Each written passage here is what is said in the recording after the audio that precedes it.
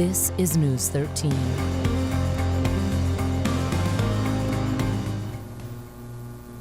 Good morning, folks. Thank you so much for joining us on this Saturday, September 27th, marking the one-year anniversary of the time Helene roared through western North Carolina and devastated so many of our communities.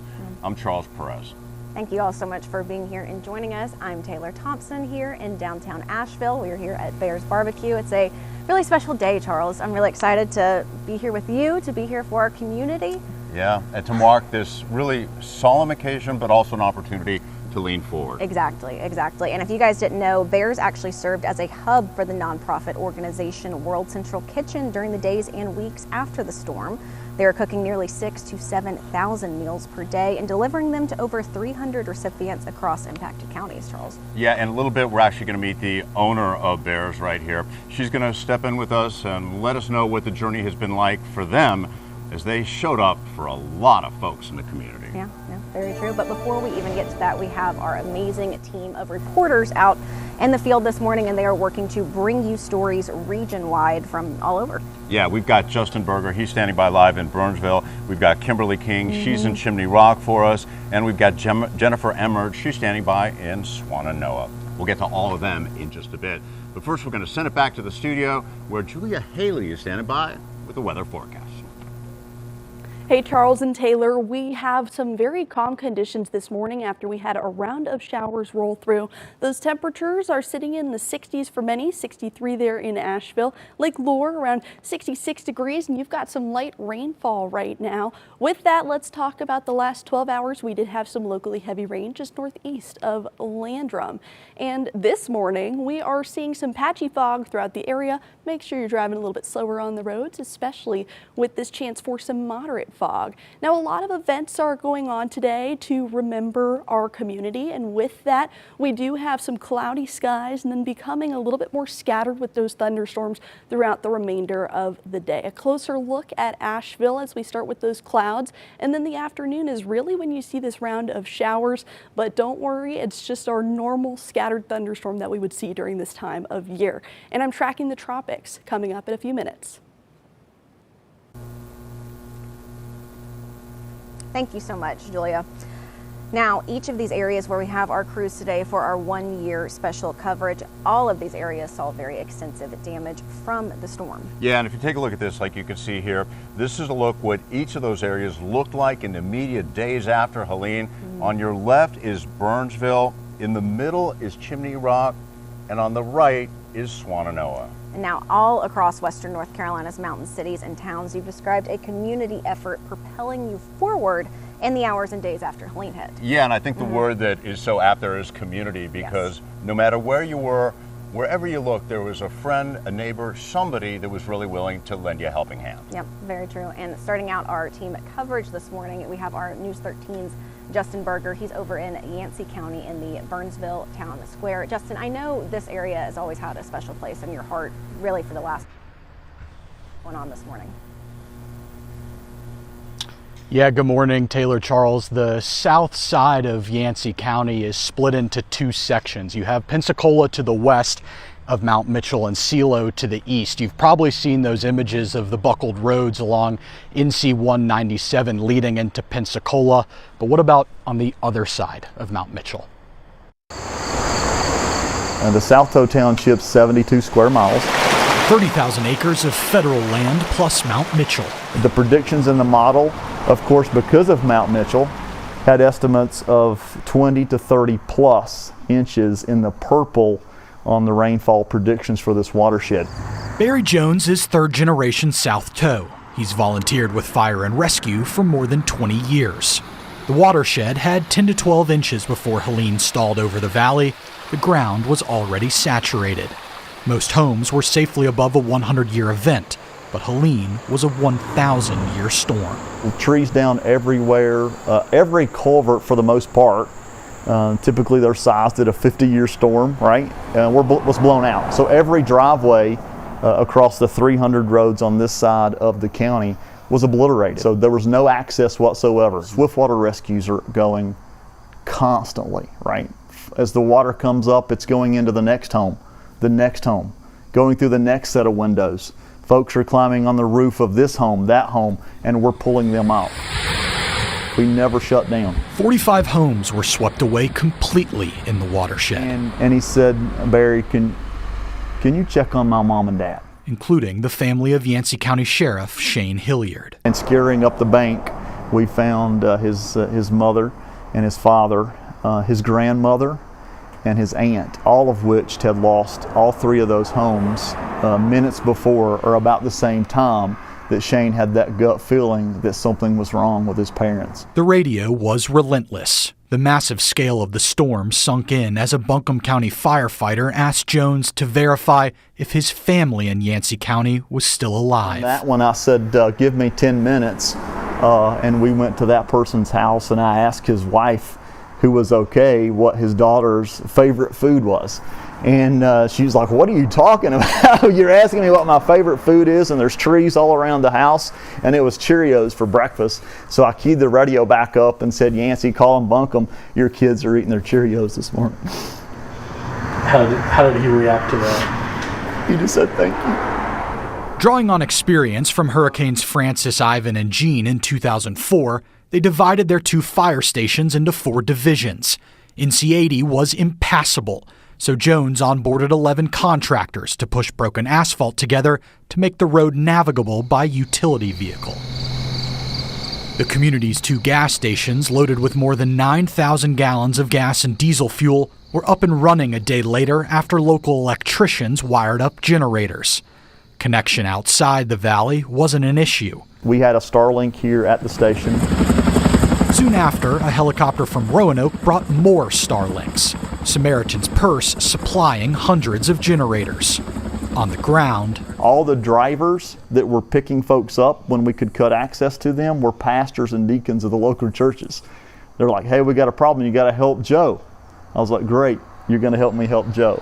And far from home, every time someone would call, I would repeat what they were saying. You're calling from Oklahoma City, you're loading your excavator, and you want to come help. A total community effort. Wow. Resulting in the South Toe Rebuild Program. God nudged us. Why stop there, right? Why stop with just helping people get out of their homes? You should be helping people get back into new homes. A partnership that has raised nearly $10 million to pay for the rebuild of 25 homes, including 2 homes for the Hilliards. What community is not only helping them fix their driveway, build a new bridge, but replace your home in totality and pay for it fully? That's the place I certainly would want to live the rest of my life, and it's here in Yancey County. 20 of those 25 homes are now under construction. 2 families have already moved back in, and the Hilliards are very close. Live in Burnsville, Justin Berger, News 13. Thank you so much, Justin. We'll be checking in with him again here in just a little while. And you know, Taylor, Burnsville was not the only community out there that was hit really hard. You are absolutely right, Charles, which is now why we're going to toss it over to our Kim King, who is in Chimney Rock. Kim, what is going on there this morning? Taylor and Charles, what's going on here is reflections on this day a year ago. This was a very somber day, and I have to be honest with you, I didn't sleep last night. All of us have talked to so many people over the years that have been struggling, people who lost loved ones. It has just been so hard for so many people. We talk about resilience, but I have to tell you, today I'm really reflecting on all that people have been through, not only in Chimney Rock, but across Western North Carolina. Back behind me, these are all storefronts that were completely flooded. We've been down here. We covered crews that went in these storefronts, mucked them all out. They were full of mud from the rocky broad that basically just washed right into this. The complete town was devastated. This has been a year process to even get to this point, and they are coming back. Later on, we're going to talk to one of the longtime restaurant owners of River Watch, and I hope you'll come and meet him. He's a great guy, Matt Bance. But I just want to show you the video to take you back a year in time, back to this area. The first shot that we have on this video is down at Lake Lure. The dam has had structural damage, and you can see the power of the water that came through on Helene, on the day of Helene. The damage estimates are between 100 to 200 million. And in fact, the mayor of Lake Lure went to Washington, D.C. In the last 2 weeks to speak to our North Carolina delegation to try to get some kind of federal funding and a project in line for the repairs on that dam. Meanwhile, there were memorable shots of the debris that came from upstream flowing into Lake Lure. It was everywhere, one of the most shocking sights a year ago. The U.S. Army Corps has been here for months doing the work, cleaning out the lake, and at this point, the work is almost done. October is the goal to finish that up. And then one of the other projects that they'll do there is rebuilding the docks. Meanwhile, in Chimney Rock, NCDOT crews got in with heavy machinery in the Rocky Broad, and there were, of course, so much mud and debris that was up and down Main Street in Chimney Rock. Houses along the Rocky Broad were devastated, and much of that has been cleaned out, but NCDOT continues to do a lot of work here. And even though the road from Bat Cave into Chimney Rock is only open to local traffic, NCDOT is focused on that as a project because they know how important it is to get this community back and the importance of businesses and the support of businesses. So we're looking forward to talking with 2 business owners coming up in the show ahead. Reporting live from Chimney Rock, Kimberly King, News 13.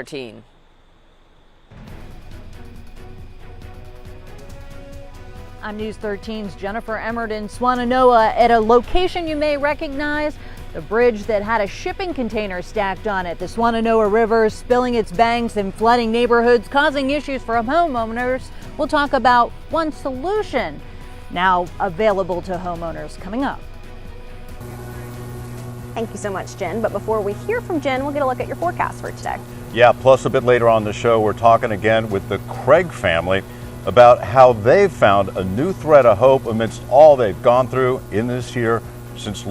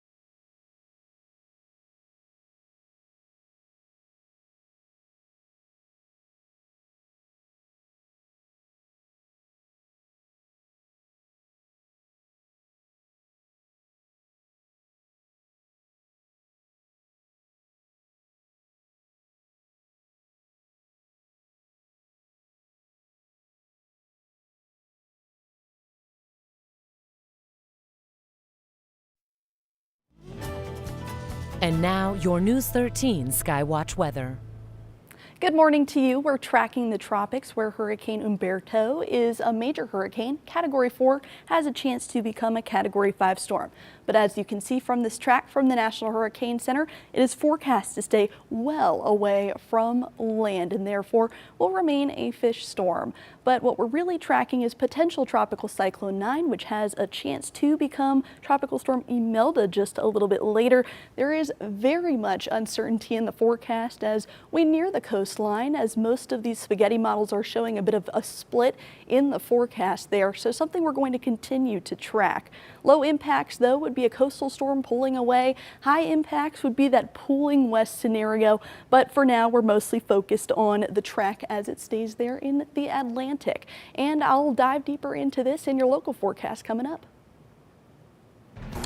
All righty, Julia, thank you for that. A live look now at Chimney Rock, where Kimberly King is standing by. She's getting ready to give us an update a bit later on in the hour on this.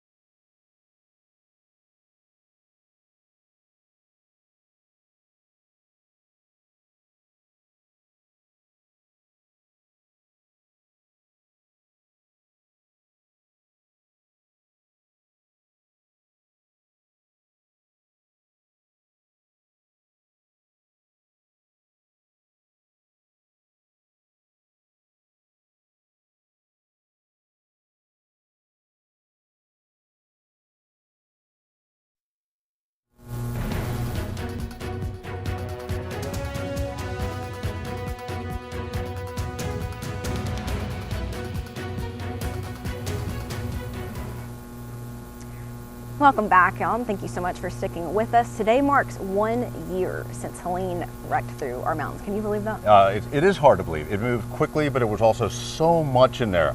And this is obviously, you know, the story of Helene is about people. It's also about weather. It covers so many bases. I want to go ahead and pull in our Megan Danahay now. She's going to join us for a moment here. Oh, not yet? We're going to hold on that? We're going to hold on. Oh, okay. Hold on, okay. We're going to hold on Megan then. Not quite sure where we're heading right now. But we are going to continue our coverage this morning. Absolutely. Absolutely. And we are going to toss it over to our Jennifer Emmert, who is in Swannanoa right now. Jen, what's going on there this morning? Well, we are out here in this Swannanoa. We're out here in the Swannanoa area near the Swannanoa River that overflowed its banks when this area saw 21 inches of rainfall a year ago today. And that flooded neighborhoods, causing a number of issues for homeowners. Attorneys tell us that lenders still expect payments on mortgages on some of those homes that no longer exist. But there is some good news for homeowners, some new programs now that may be able to help. Starting from scratch at my age, it wasn't something I'd planned on it, you know. But Helene left April Blair and others with little choice. The house was right here. And so when we demoed, there's this vacancy, and so we had to get it out to start a solid foundation again.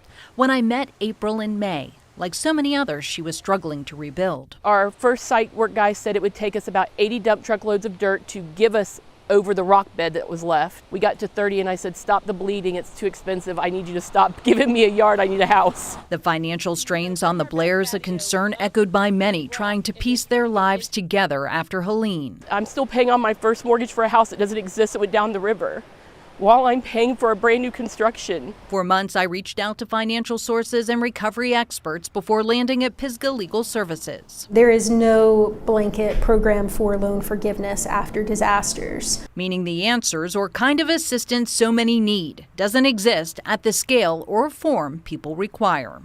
Unfortunately, none of them are what people are really looking for, which is, total forgiveness of a mortgage on a home that no longer exists, for example. In mid-June, one solution did materialize. It's called Renew NC, which is a program through the state of North Carolina that is active right now and is accepting applications through December 31st. $1.4 billion in grants from the U.S. Department of Housing and Urban Development to address unmet needs. That can help people repair damages and also entirely rebuild homes. To date, the program has received more than 3,100 applications. They have caseworkers on the ground in our area who are helping people figure out their eligibility. There are some requirements. It has to be your primary residence. You have to have been living here.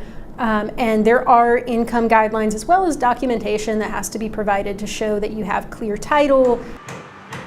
Homeowners still rebuilding after Helene could qualify for financial help, especially those juggling two mortgages. Attorney Molly Maynard urges people to talk with their lenders. We always say communicate early and often, let them know what's going on. After all, most people rebuilding aren't doing it by choice. Most people that are rebuilding or are in the position to rebuild, they're not in the part of their life where they actually have money set aside to build.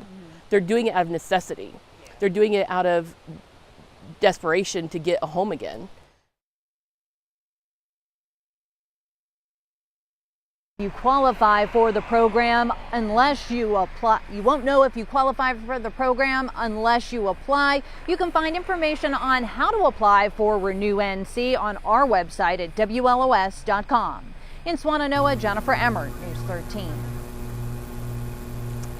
And that was our Jennifer Emmert, as she just said, in Swannanoa. Jen, thank you so much. We'll check back in with you here in a little while. But right now, we have our amazing morning meteorologist, Megan Danahay. Taylor, good morning. Megan, thank you so much for being out here with us this morning. I kind of just want to take it back to the morning of for you when you were in the studio. I remember just, seeing the videos and the lights going in and out. And I mean, what was that like for you? Well, for a long time, something that I'll never forget is that we only knew the weather side of it from inside of our building. I mean, we were kind of in a bit of a bubble. We were hitting the weather aspects, the radar, the rain, the wind was coming. We're tracking all this stuff, but we really didn't know a lot of what was going on in the outside world. That's so true. The lights in the studio were going off and coming back on. It went really black in there. We lost contact with any reporters or photographers. So I lost all my weather equipment too. It all just shut down. The thing that struck me more than anything, I think, were the water level totals. As you got them and reported them, it was like hard to believe. It was a crazy volume of water that we were learning bit by bit was coming out. Yeah, and the information that was coming in each of those flash flood emergency warnings. The National Weather Service is talking to emergency managers, so they're getting the reports from the field, the water rescues, the things that were going on, and putting that language into the emergencies, which was great for me because that was, again, what I needed to communicate to people. This is happening now, and without that information, I don't know how much I would have had as far as what was going on out there. But for all of us, we were all kind of learning as we were going. Literally learning as we were going. Well, Megan, do not go anywhere because we are going to hear from you so much more later here in the show. And along with all of our team coverage with our amazing reporters out in the field, you guys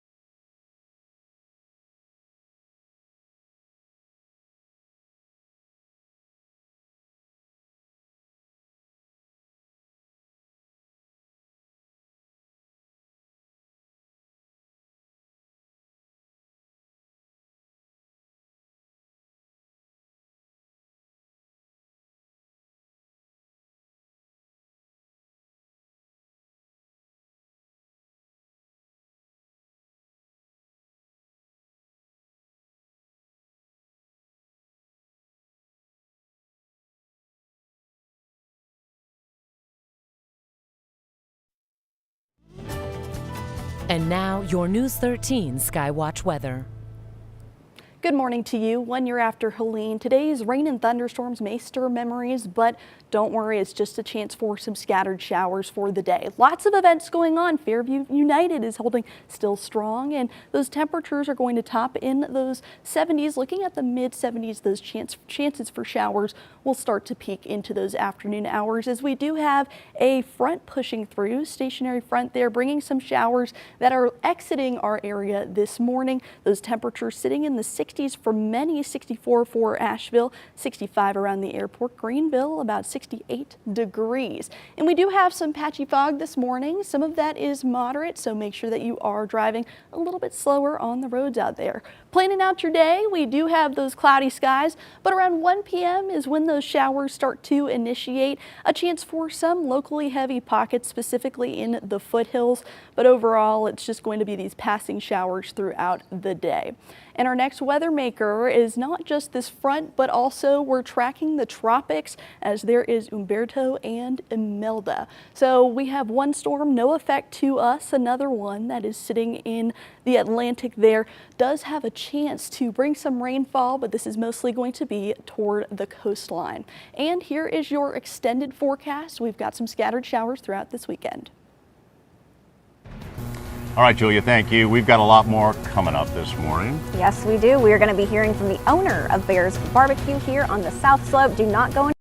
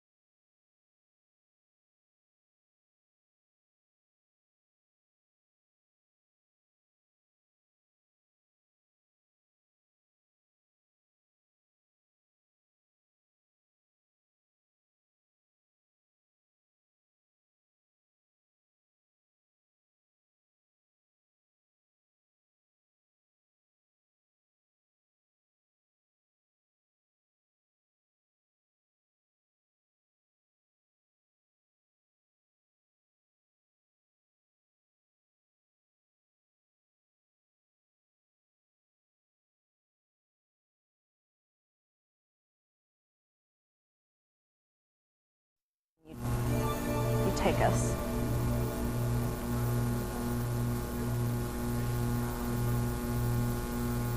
Thank you all so much for staying with us for our 1 year special coverage on the 1 year milestone of Helene. I'm Taylor Thompson. Yeah, and I'm Charles Perez. Once again, this year has been so much to so many people throughout Western North Carolina. And we're here to mark it all. Don't go away. We appreciate your being with us.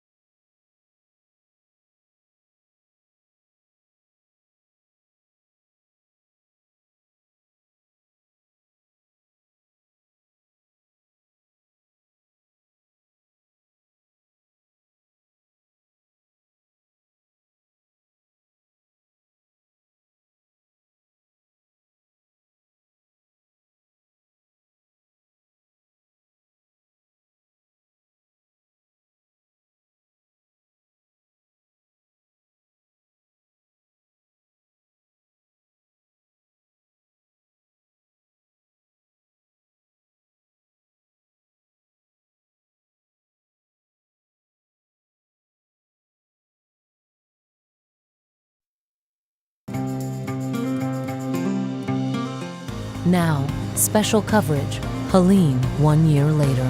This is News 13.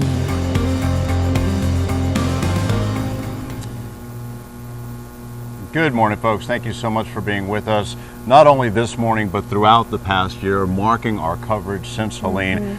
I'm Charles Perez. Thank you guys so much for being here with us. I'm Taylor Thompson. We are live from Bears Smokehouse here on the South Slope in downtown Asheville. Now we're here at Bears because this was such a pivotal place during the aftermath of Helene. They really did so much work in keeping our community fed. They really did. People showed up and Bears showed up. Seriously, and right here too. This is where it all happened. It was right out here, which is amazing. And we're going to get to that in just a little bit. But also live in the field this morning, we have our amazing team of reporters that are out there region-wide for us. Yeah, we sure do. We've got Justin Berger. He's standing by in Burnsville. We've got Kimberly King. She's in Chimney Rock. And we've got Jennifer Emmert standing by in Swannanoa. But before all that, let's go ahead and head into the studio now with our meteorologist, Julia Haley, is standing by. What do you got for us, Julia? Hey, Taylor and Charles, we've got some showers rolling out of our area right now. Just very light rainfall overall and some cloudy skies out there too. 61 around Fairview, Waynesville 61 as well. Cherokee, you're at 58 degrees. This morning, we've got some patchy fog, so make sure you're driving a little bit slower on the roads and turning on those low beams. In Asheville today, we start off with these cloudy skies, but then we get a peak of some sunshine. The afternoon, though, is when we get a round of showers on the way, so you may need an umbrella if you are headed outside to any activities. Here's a closer look at that rain chance as it starts to ramp up into those later afternoon hours. And I'll be tracking the rain further for you in my full forecast.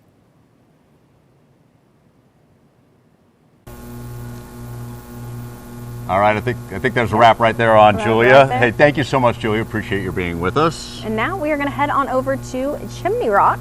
That is where our News 13's Kimberly King joins us. Kim? Okay.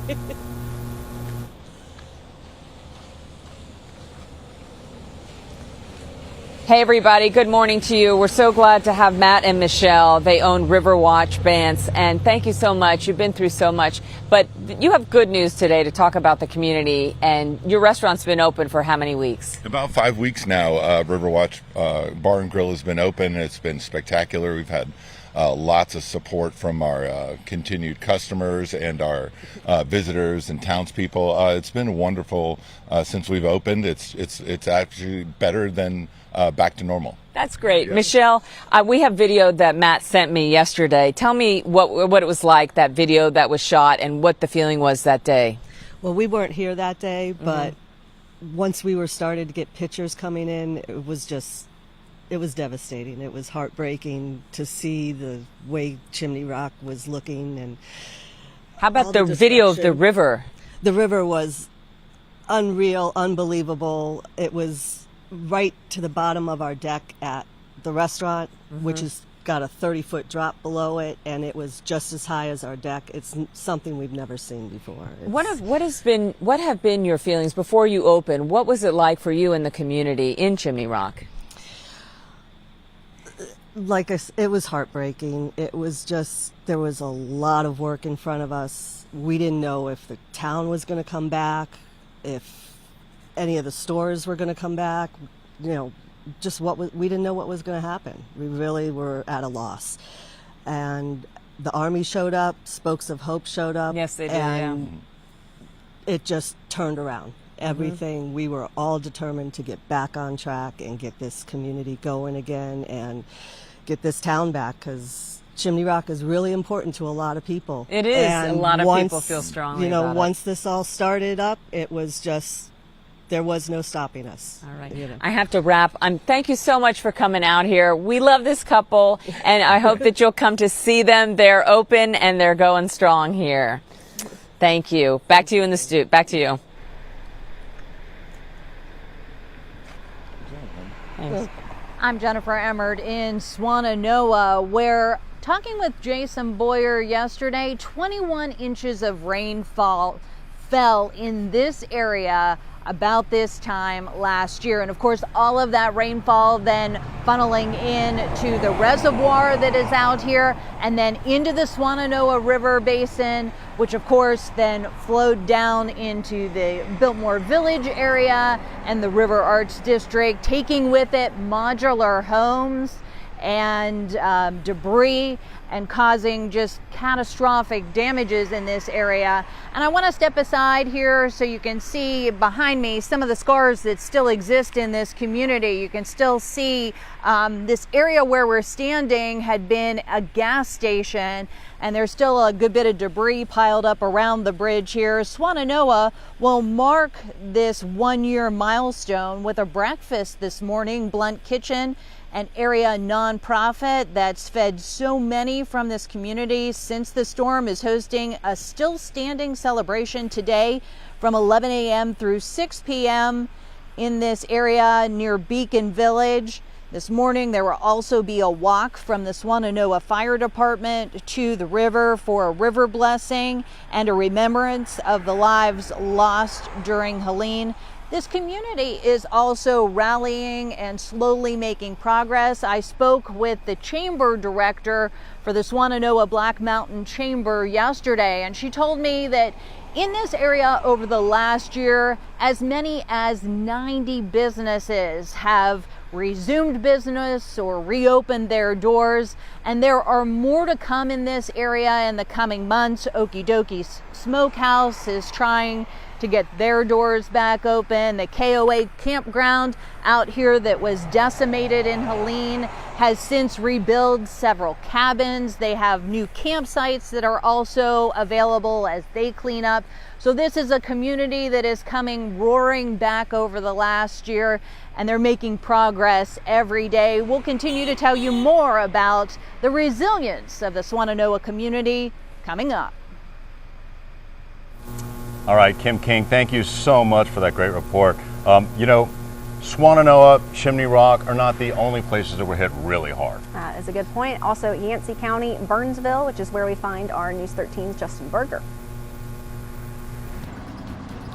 Hey, good morning, Taylor Charles. Yeah, we are in Burnsville, and coming up in just a few minutes, we are sitting down speaking with Yancey County Sheriff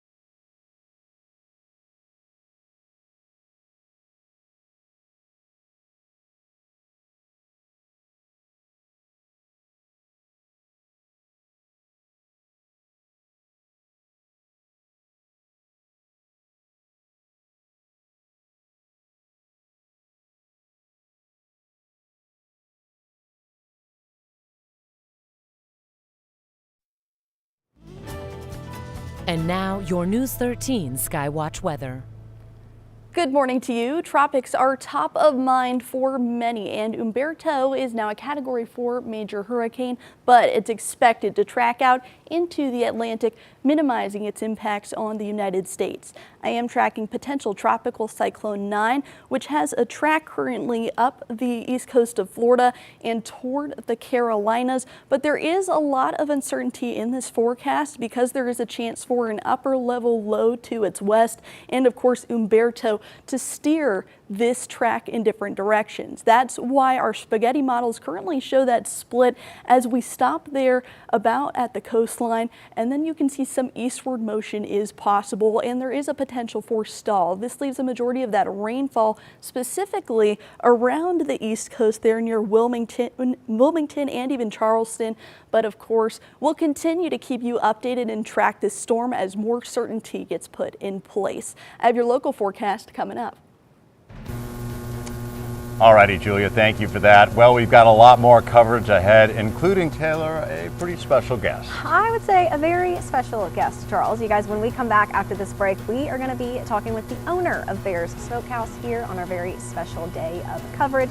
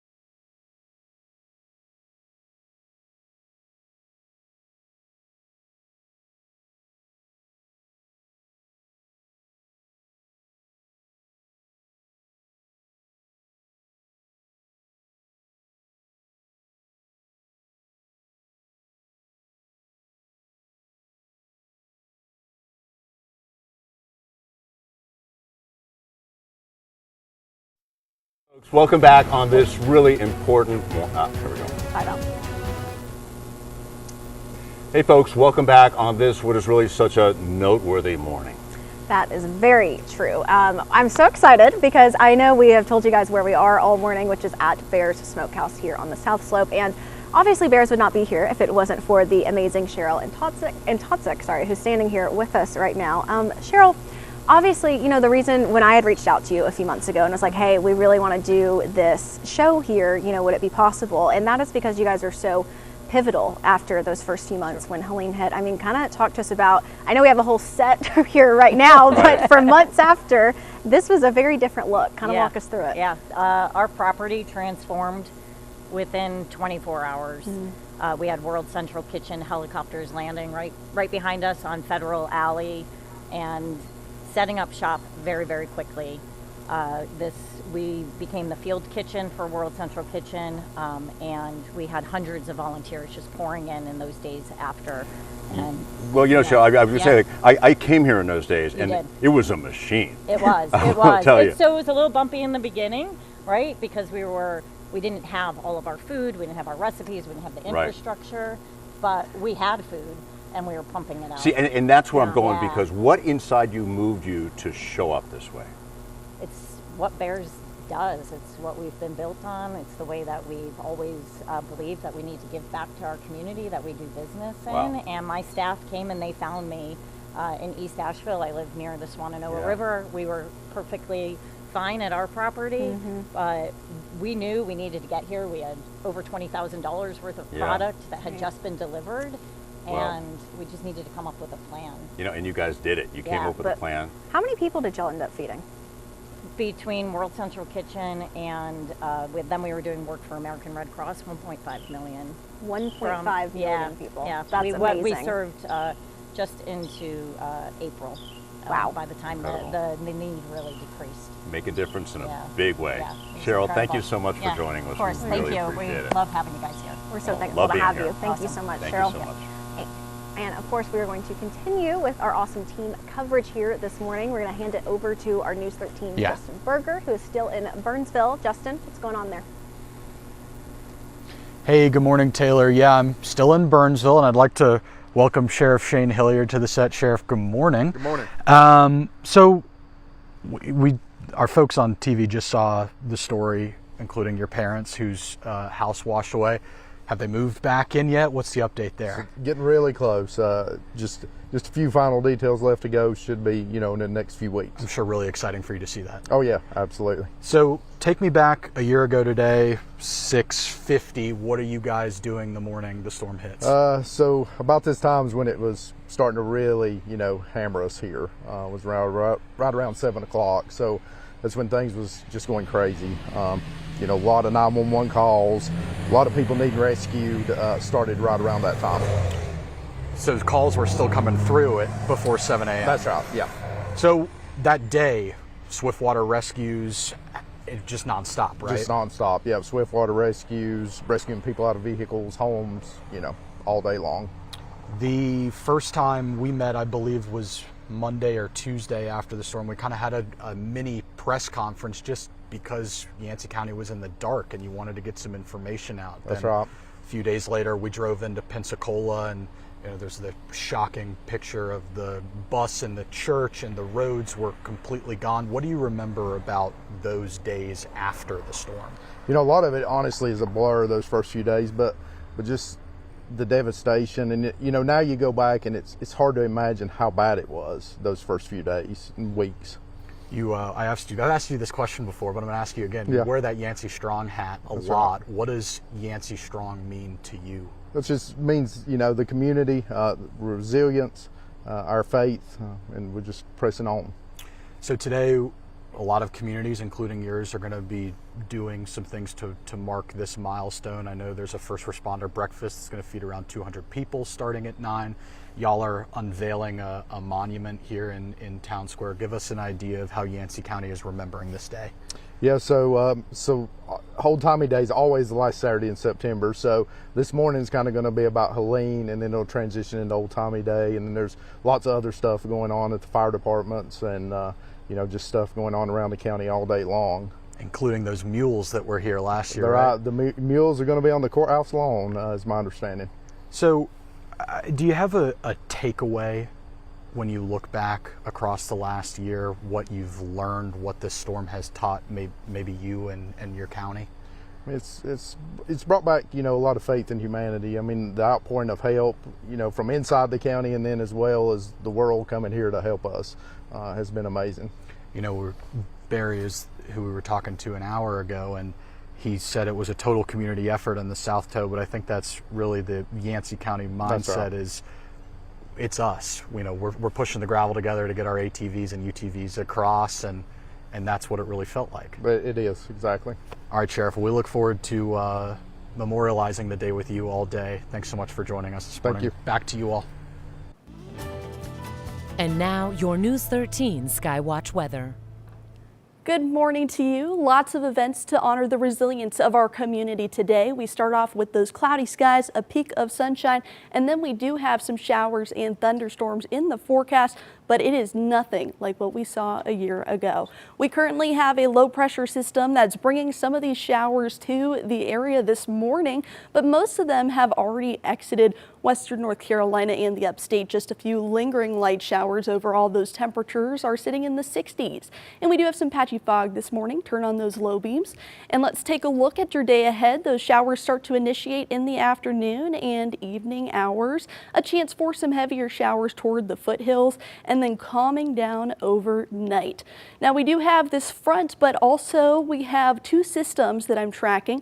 One of those is Umberto, the other is potential for Imelda. So Umberto has no forecast track to make its way toward the United States, so we are clear from that, but you can see it's currently a Category 4 hurricane. But I am tracking potential Tropical Cyclone 9. It does have that chance to become Imelda as a tropical storm, but it does have some conflicting spaghetti models currently due to a low pressure system and Umberto. So we'll see which way it pulls and we'll continue to keep you updated. Here's your extended forecast. We've got some showers today and a little bit for your Sunday, but those highs will be in the mid to upper 70s.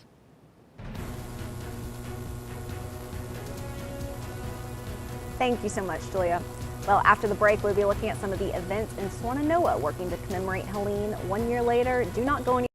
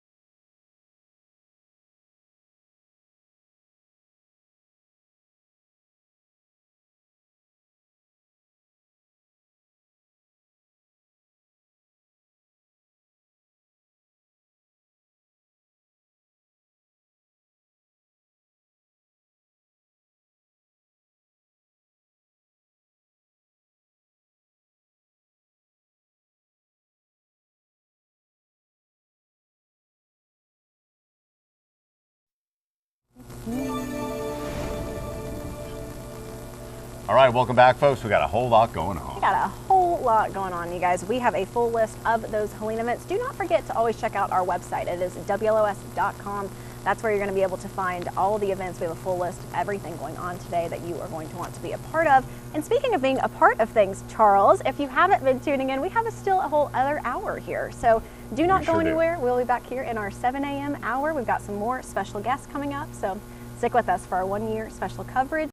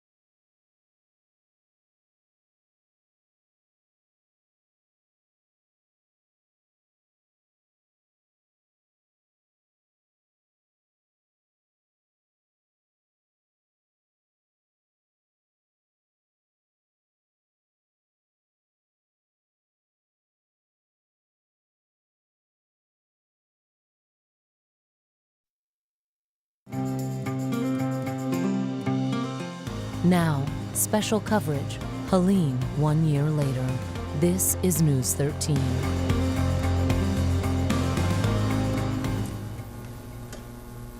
Good morning, folks. Thank you for joining us or staying with us on this important morning, marking the 1 year mark since Helene, a morning where we're taking a look at the resilience, the strength of so many of our communities throughout the area. I'm Charles Perez. And I'm Taylor Thompson.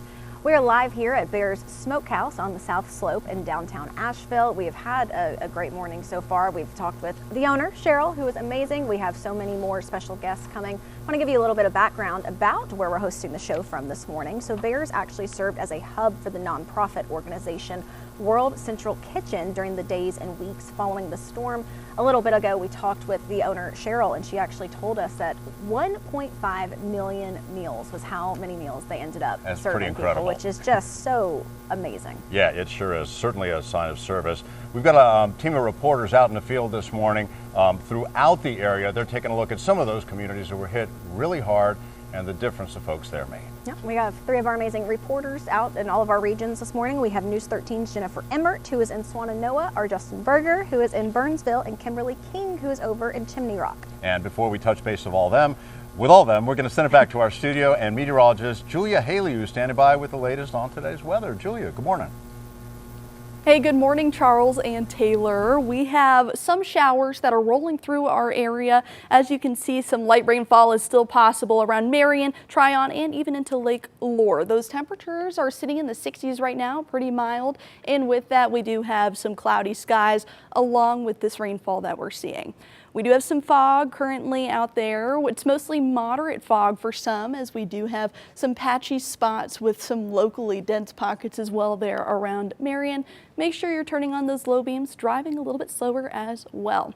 This morning, it's looking pretty calm, but the afternoon is really when the storms ramp up. And I'll have more on how these showers will affect your day coming up.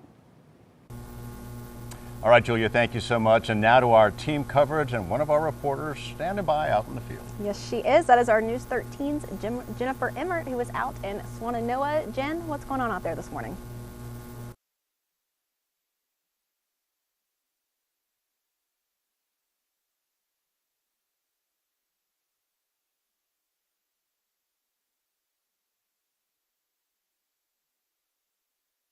there with Jen, but we'll get back to her a bit later in the morning. Sure. For right now, just once again, we're standing out here live at Bear's Smokehouse Barbecue. It's one of the many places in the area that really showed up for people. They really showed up for people, and it's getting exciting here. It's actually starting to get a little light outside. We've been here all morning, and it's just really great being here. And you guys, don't worry, because we are not going anywhere, but for now, we are going to go ahead and send it out to our News 13's Justin Berger. Justin has been in Burnsville for us all morning long. Justin, what's going on now? Yeah, Taylor, Charles, I am live in Burnsville, but we're going to be speaking with Governor Josh Stein. I spoke with him recently, and he is talking about a lot of the work that still has to be done across Western North Carolina. He says right now his biggest effort is continuing to make sure the federal government pitches in their fair share. Take a listen.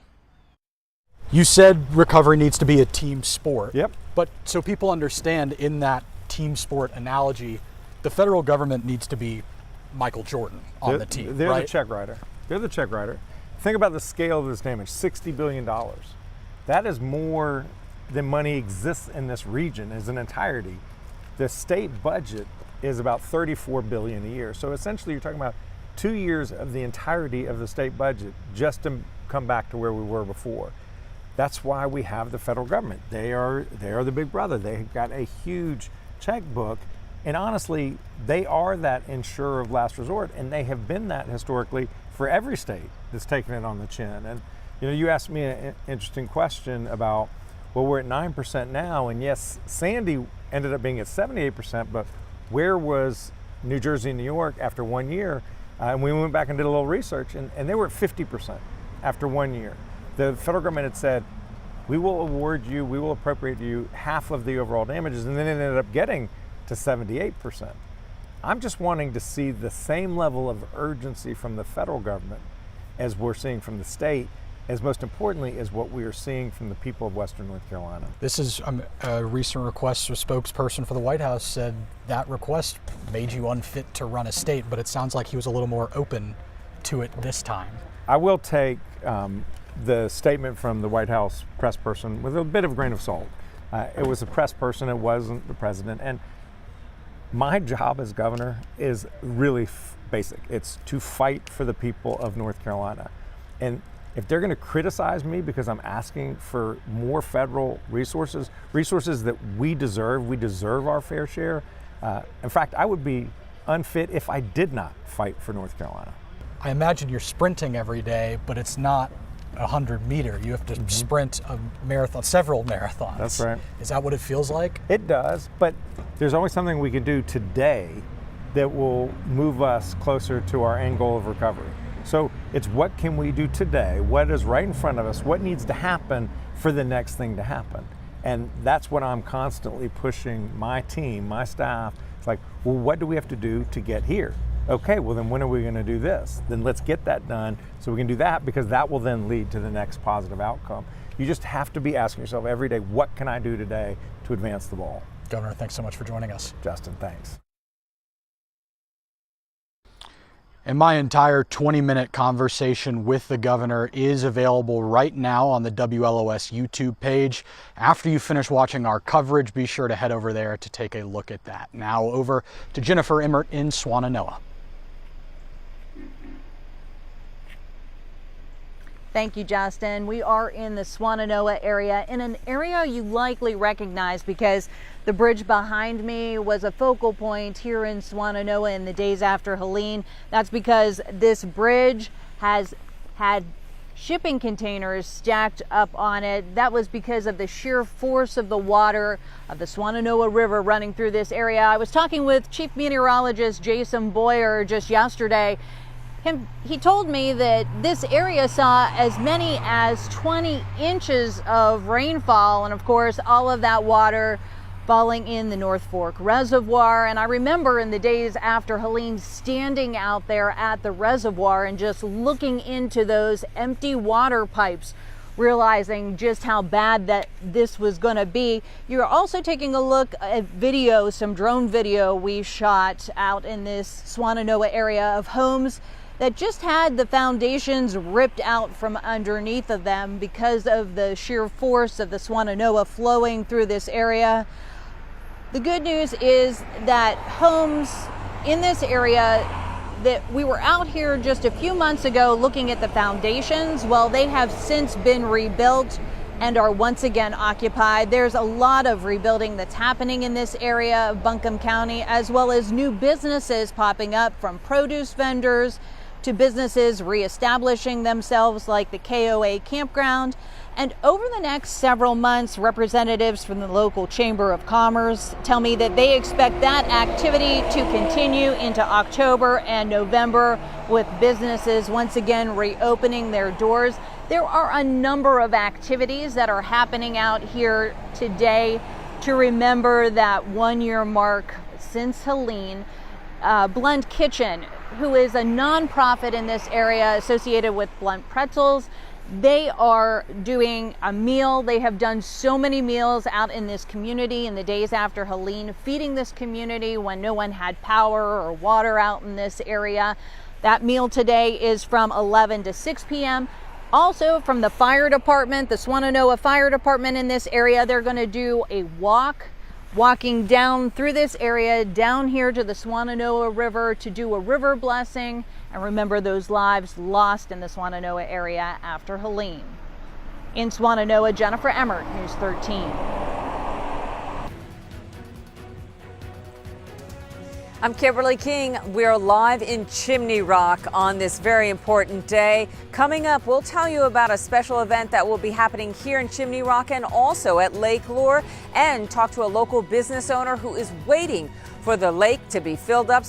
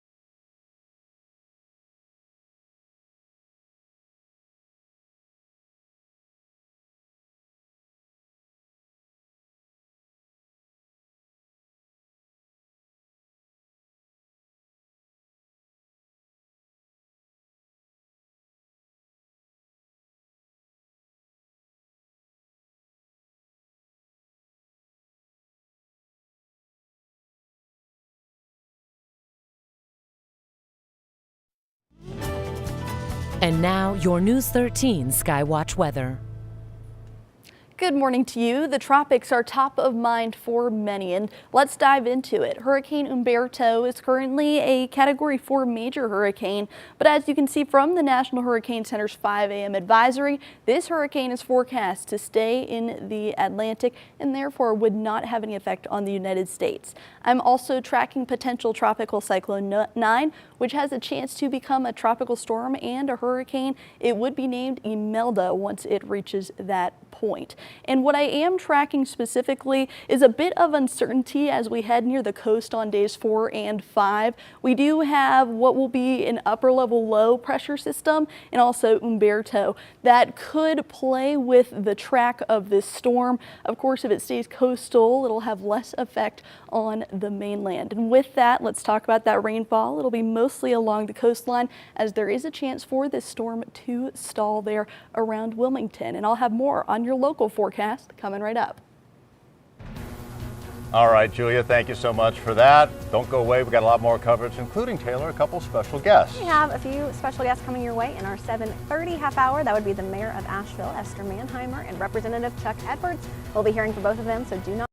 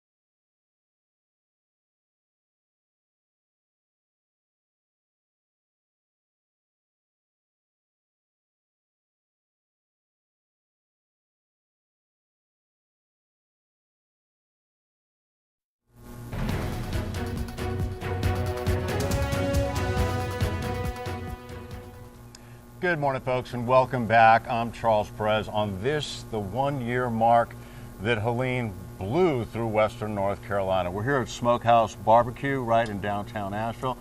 Place that made a difference.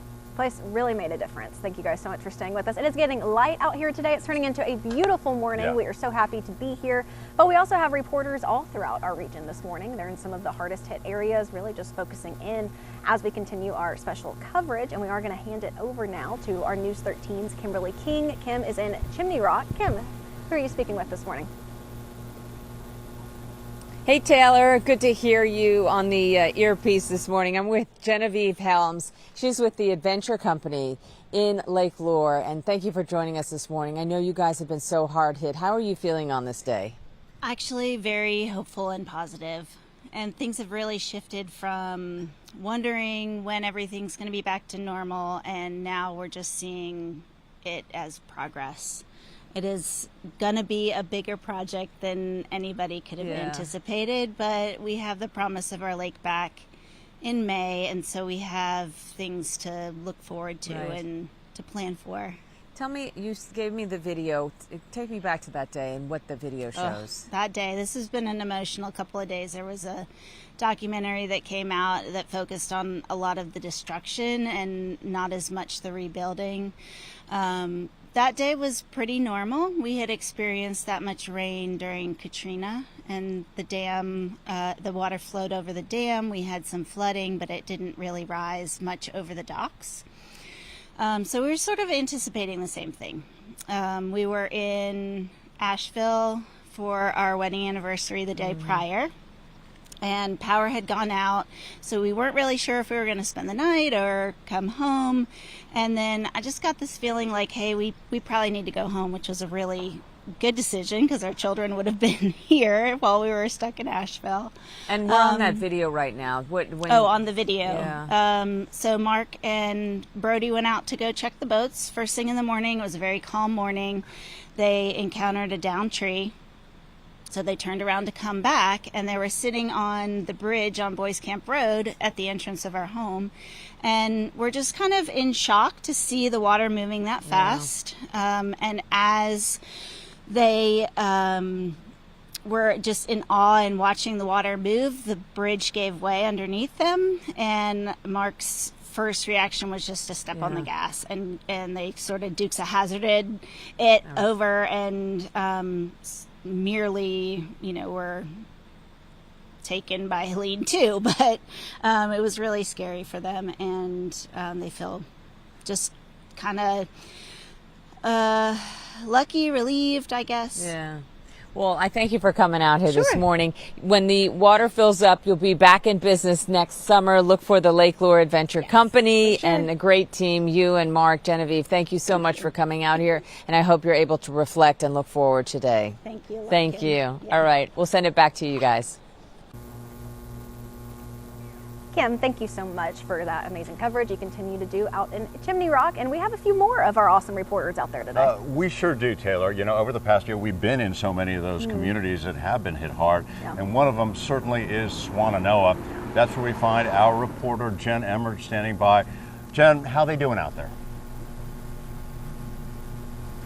Good morning, Charles and Taylor. I am in the Swannanoa area, and let me just give you a little perspective as to where I am. I'm right here just off of US 70, and a year ago, if you would have looked down 70 just past this intersection, because of the force of the Swannanoa River, there was a home sitting in the middle of the highway here. This bridge behind me, you may remember, had shipping containers stacked up against it. You can still see some of the scars in this community just as you take a look behind me here at the bridge. This was once a gas station where I'm standing. The pump's now gone. That building fell into the Swannanoa River. You can still see like crumbles of the parking lot now, but this community is really recovering. And I want to tell you a little bit about, I talked to the chamber recently, and they told me the good news is that homes in this area are getting rebuilt. A number of homes that we were out here just a couple of months ago that just had foundations now have been rebuilt. They've got owners living back in those homes. Businesses in this area are also coming back. As many as 90 businesses have been able to reopen their doors since closing them shortly after Helene last year. We'll continue to give you updates from the Swannanoa community throughout the morning. Jennifer Emmert in Swannanoa. All right, Jennifer, thank you so much for that. Appreciate it. Thank you, Jennifer. Appreciate it. Awesome. And of course, we'll keep hearing from more of our reporters out there. But for now, we're going to give it back to the studio where we find our News 13's meteorologist, Julia Haley. Julia, what you got for us? And now, your News 13 Skywatch weather. Good morning to you. We've got a mostly cloudy and calm morning ahead. It's going to be a great one to honor our community and our resilience at the Swannanoa River Blessing, as those temperatures will top out in those mid-70s.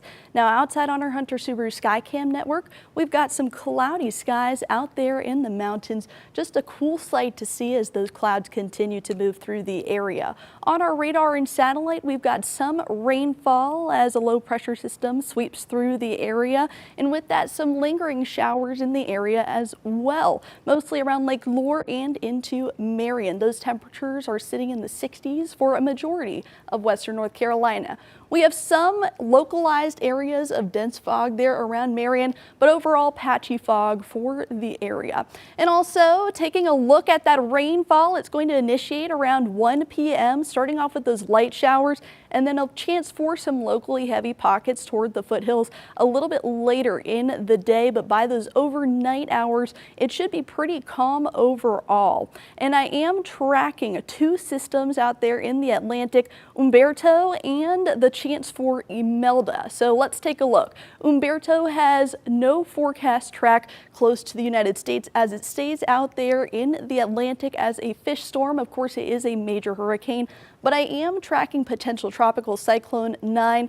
There is a chance for uncertainty toward days 4 and 5. That's because we do have an upper level low that's forecast to be in the area, and also the tug from Umberto could also change how this is forecast. Here's your extended forecast, where we do have some more showers on the way and then calms down into your Sunday with partly cloudy skies. Have a great one.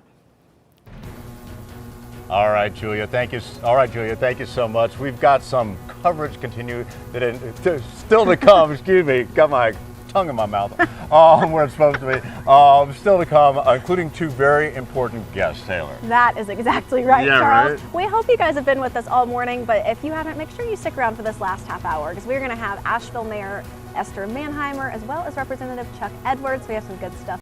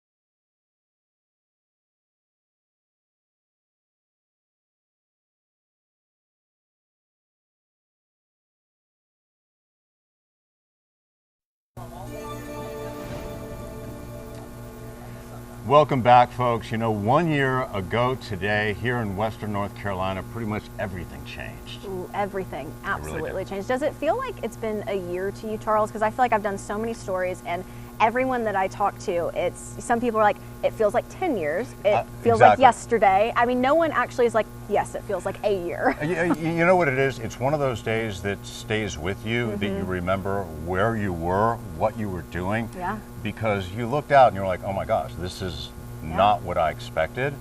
And it literally took us by storm. I mean, It literally took us by storm. What do you remember what you were doing that morning? I was actually anchoring. I was on the anchor desk, and we were bringing you the news as it was happening. And it was tough because we lost communication with reporters, with photographers, and we didn't know what was going on outside of the building. And sometimes we would just hear it, and the lights would go off. And like a lot of folks, you know, we were figuring it out as we went along. As we went. I remember I was at my apartment the morning of, and then, you know, I'm waking up trying to get to work as a normal reporting day in my head. And, you know, it was so hard to get to work, to even get out of my apartment. And then I remember getting there and like, we just took off. The first place I went to was Barnardsville. Me and one of the photographers, we just went. And it was one of those crazy times where it's like you leave the building and you have no communication until you get back. And you don't know if you can get to where you want to go. Exactly. Yeah. Well, that we... On that note, though, we have a lot more stories throughout the morning about people's journeys throughout Western North Carolina.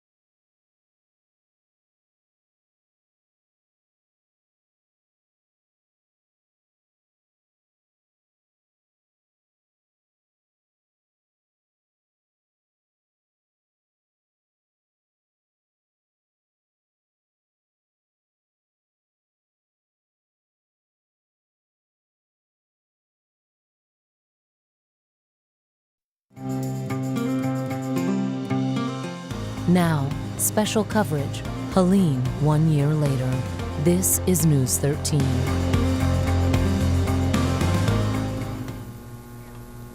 Thank y'all so much for sticking with us. We are back here at Bear's Smokehouse on the South Slope here in downtown Asheville for our special coverage of the 1 year milestone since Helene. Yeah, we sure are. Bear's was really the central feeding area for so many folks that just needed to know somebody cared, it was going to help them out, and needed a way to get food in their bellies, and these people really showed up for them. They really showed up. You know, we talked to Cheryl just a little while ago. 1.5 million meals to what? Over 300 recipients in other across the counties. I mean, it's just crazy the work they did here. Yeah, 6,000 to like 7,000 meals per day. And it's pretty crazy. amazing. Which is obviously where we are right now, which is very special. But other things we have going on this morning are our reporters who are all across the region for us today.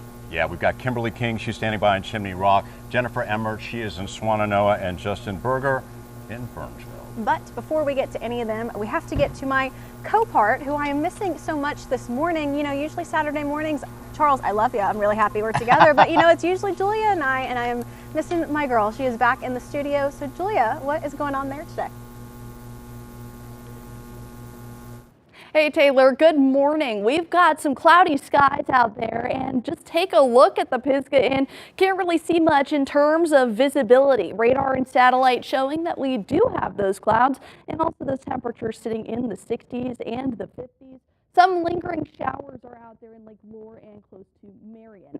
We do have some patchy fog as well if you're in Marion, Marshall, and even into Rutherford 10. Make sure you're driving a little bit slower, turning on those low beams, especially if you are outside very early this morning. Your weather planner here in Asheville showing that we do have some rain on the way. All right, thank you so much, Julia. And now we are going to hand it over to our News 13's Justin Berger. He's been in Yancey County for us all morning long. Justin, what's going on? Hey Taylor, good morning. We are in Burnsville. You can see some activity behind me. Old Timey Festival is getting set up right now. They do that every Saturday, the last Saturday of September every year, I should say. I just want to take you back through my experience of this. The first time we got to Yancey County was Monday after the storm. We were in Burnsville Monday and Tuesday after the storm, and it looked a lot different than it does right now. This was a hub of people. There was no cell service really. And the New Ray Hotel over there, the New Ray Inn, I should say, on the other side of the square, had 4 whiteboards on it where people were writing messages to their loved ones saying, "I'm alive, where are you? Have you seen X at what location? Here's where you can pick up critical supplies." It was really a really interesting thing to see. We did run a piece about that yesterday, and it is online if you'd like to see it, because I'm sure a lot of you weren't able to watch our coverage in the early days after the storm. One thing to note here this morning, there is a first responder breakfast at 9. We are told about 200 first responders are going to be served, and also there is going to be a Helene monument unveiled right here in front of the courthouse. The mules that were so vital in getting people and supplies in and out of these communities will be back here in Yancey County. Again, just the Old Timey Festival is setting up here. That happens the last Saturday of September every year. There will be a number of vendors around the square, and we look forward to showing you that a little bit later. Back to you. All right, Justin, thank you so much for that. And now we are back here at Bears on the South Slope, and we are joined by Representative Chuck Edwards. Representative Edwards, thank you so much for being here with us. Yeah, absolutely. What are you feeling? I mean, 1 year since Helene. I know we were, Charles and I were just kind of talking about, you know, if it feels like it's been a year. What does it feel like to you? Does it feel like a year? Every bit of a year. And what it feels like to me is we have such an opportunity to celebrate in what we've been able to accomplish together as a community, but also recognize that we've still got a lot of work to do. It's a time where I think that we can reflect on the strengths that we realize we have amongst ourselves when we stick together as a community. Exactly. You know, Congressman, I was thinking about that. If there's anything to take away from this, maybe it's the fact that people really showed who they are. In a heartfelt way. You know, they showed up for their neighbors, chainsaw, bottle of water, whatever it takes. And when this effort began, it was pretty monumental. Yeah. How do you feel about how you all showed up for it? I remember as a child, my grandma telling me stories about how neighbors were helping neighbors back in World War II and through the Great Depression, how folks helped pull together and build barns and plow fields and harvest crops and that sort of thing. And I thought, wow, what a wonderful world that must have been. And little did I know that I'd have an opportunity to live that and see the people of the mountains coming together in another set of critical circumstances to look out for one another. I mean, there's so many stories around these mountains where neighbors never knew one another. But then they came together and started worshiping and making sure that needs were met. I think that was something really special. You know, if you could pull a positive from a tragedy, it really was the humanity and the way our communities truly came together. Congressman, thank you so much for being here with us. This was Representative Chuck Edwards, and we are not going anywhere, so we hope you don't go anywhere.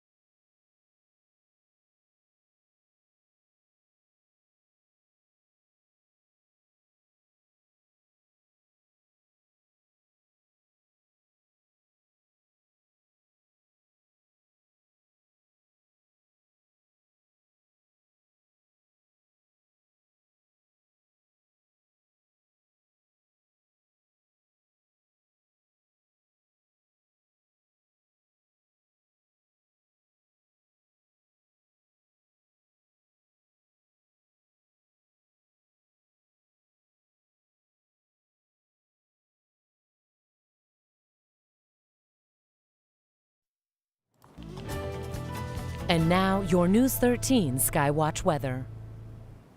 Hey, good morning to you. Eyes are on the tropics, and I'm tracking Hurricane Humberto, which is currently a Category 4 storm. It's forecast to become a Category 5, but take a look at this track as it sits in the Atlantic.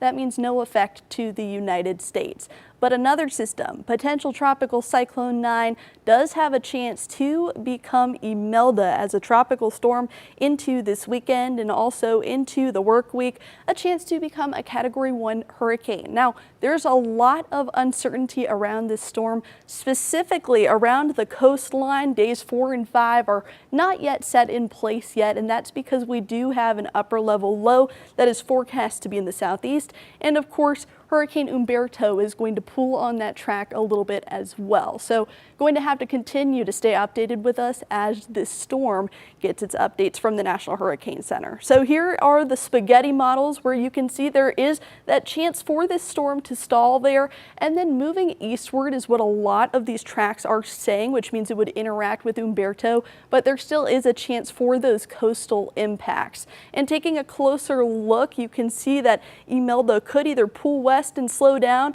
or pull away, and that's because of Humberto.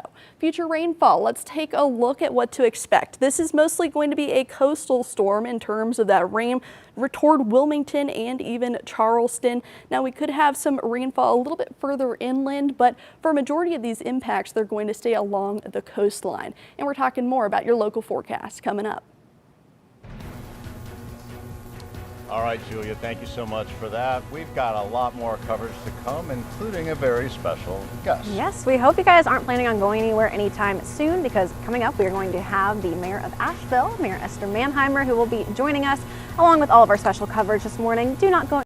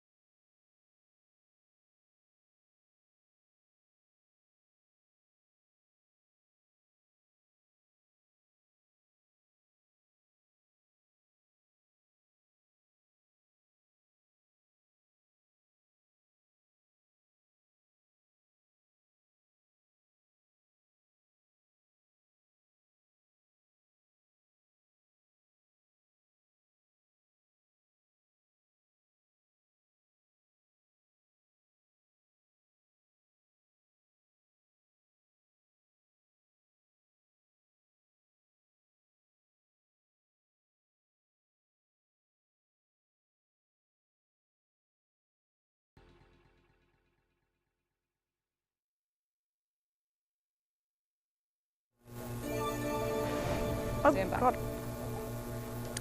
All right, folks, welcome back. We have obviously one of our favorite guests here. Oh, right obviously. now, right? Come on. We have the amazing Megan Danahay. Hey, thanks for being with us, Megan. Of course, as always. That day was so impactful for a lot of reasons, but especially because a lot of folks didn't expect it to be what it was. Was this like a convergence of unusual events, or? I mean, for lack of a better word, I mean, it was the perfect storm. Just so many elements came together. I've often talked to people, you know, since the storm and said, I don't know what other weather element could have made this worse.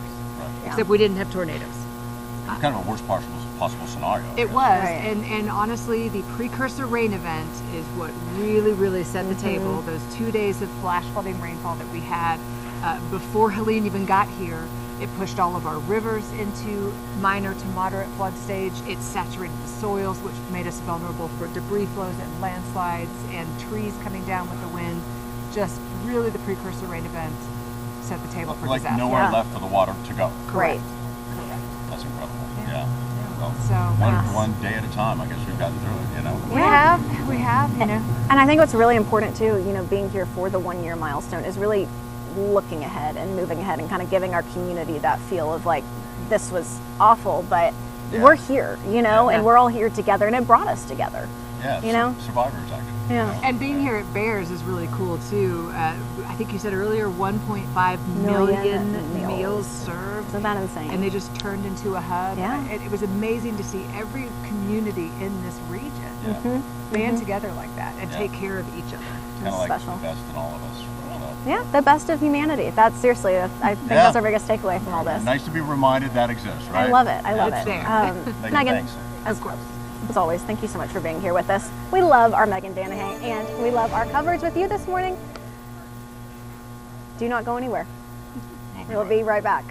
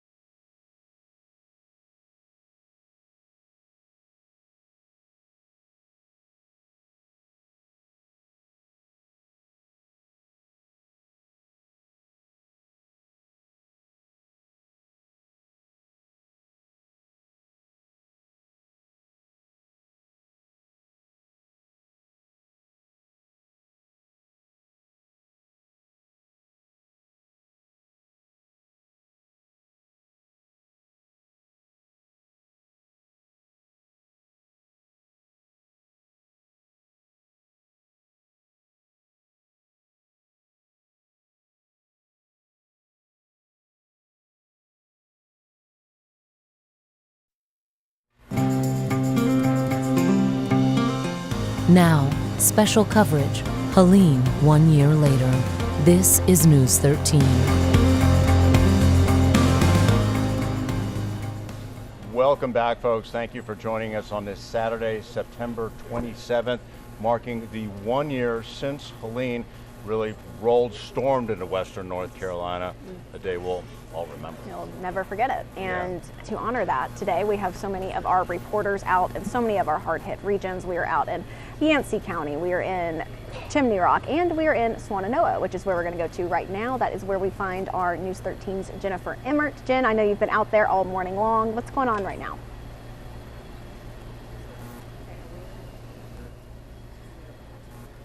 Impacted by Helene, 20 inches of rainfall, according to Chief Meteorologist Jason Boyer in this area, and all of that water is funneling into the Swannanoa River. You know, the North Fork Reservoir is also out here, and I remember in the week after Helene standing out there at the reservoir, staring into those empty water pipes, and the city, of course, working very hard to restore water to residents.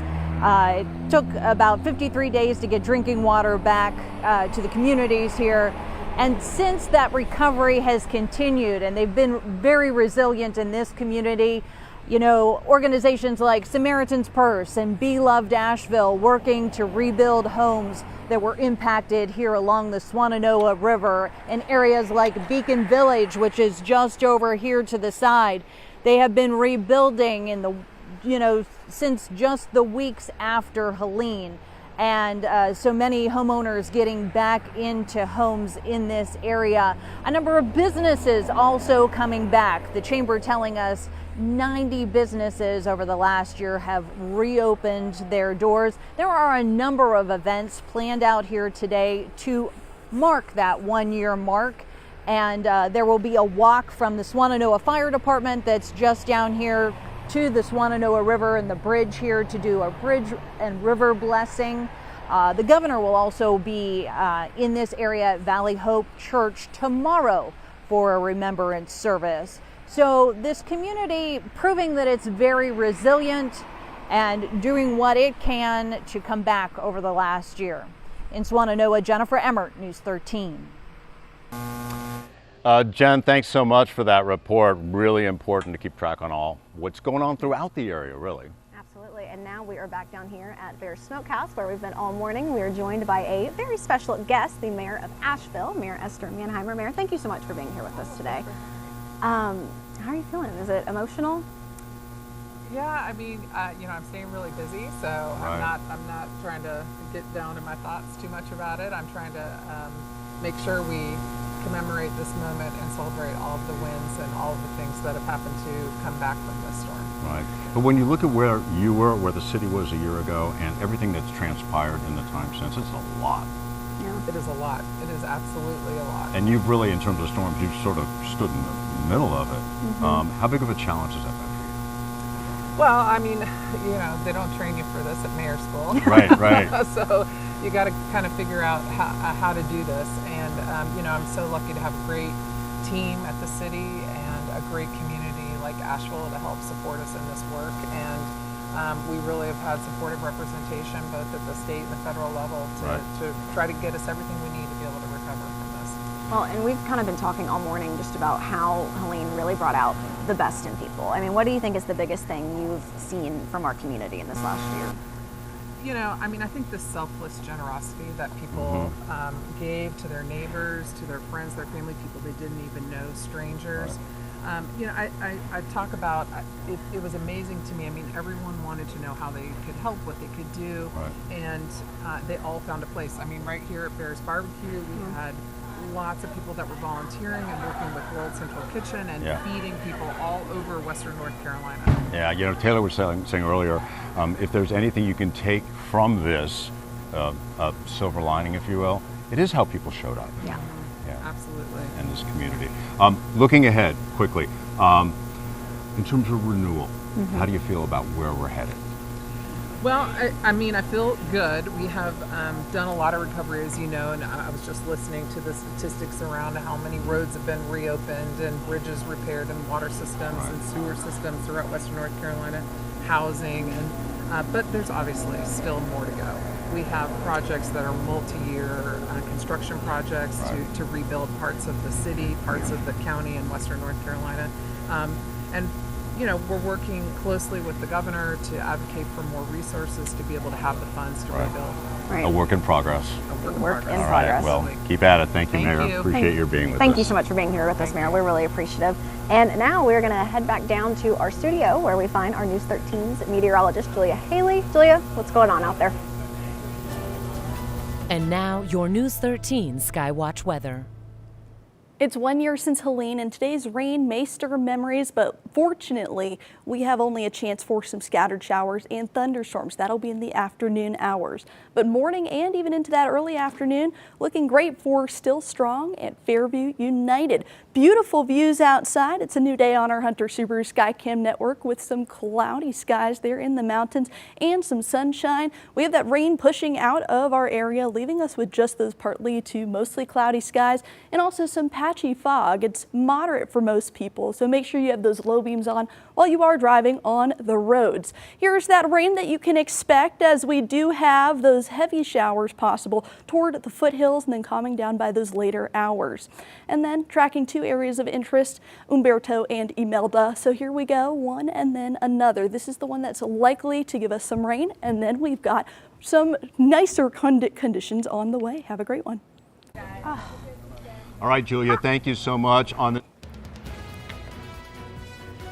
part of this coverage, and remembering that